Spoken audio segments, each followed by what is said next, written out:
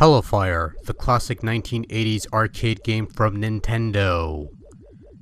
That's a blatant lie, by the way, because there's a pretty good chance most of you out there have never heard of this game, given Nintendo's lack of efforts in showcasing their older arcade catalog not involving gorillas and carpenters turned plumbers. Hey, did you know there were plans to make this into an NES video game, but they got cancelled, or so Wikipedia tells me? Now, HeliFire is a straightforward thing. You control a submarine and your main goal is to clear away the helicopters on top while avoiding everything else. Once you clear the current wave, you'll have to contend with another that moves a bit faster. Every fourth wave of helicopters will have a different formation for you to postulate. Once this wave is clear, you move on to the next round with the slow copters, but with more firepower to avoid. It's imperative that you try and clear the wave of helicopters before they hit the left side of the screen, because then they will wrap around the screen and that will trigger a wave of missiles that will take the entire sea in a formation that makes it near impossible to avoid without some careful, precise evasion.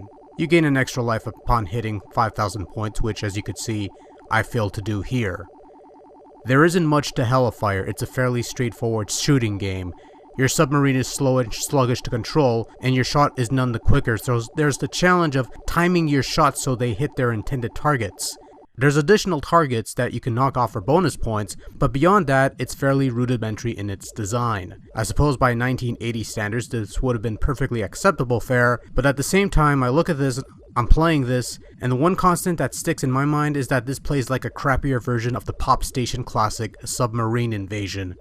Oh dear, I just compared an old Nintendo arcade game to a Pop Station game. The world indeed is coming to an end. As you could probably tell, the graphics in HeliFire are pretty simple, denoting a simple two-color background with single-color objects on screen. At the very least, the objects are familiar enough to be identifiable, such as the helicopters on top, your submarine on the bottom, right down to the little missiles that you have to avoid. Sure, the whole thing looks archaic, probably because it is, but I do like the gradial effect of the skies and the seas. That was a nice touch. Sound-wise, there's not much to it. You have a jingle that plays at the beginning of each new game, and an annoying sound effect that plays constantly and gradually increases the pitch which each wave cleared. And that's about it in regards to sound, so yeah. You know, for all the constant re-releases that Nintendo churns out through the multiple iterations of the Virtual Console service on their various platforms, I often wondered why they never brush off their back catalog of old arcade games onto the service. You see them turning out the NES equivalents for the well-known stuff, but none of the more obscure stuff like Radar Scope or HeliFire. Yet, after playing HeliFire, I can honestly conclude that nothing of value would be lost if Nintendo were to keep this game buried forever.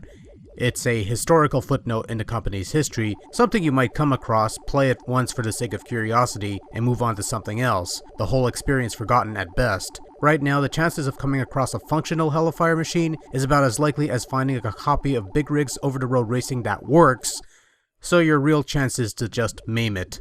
Honestly though, unless you're a sucker for obscure arcade curiosities, I wouldn't bother with this one.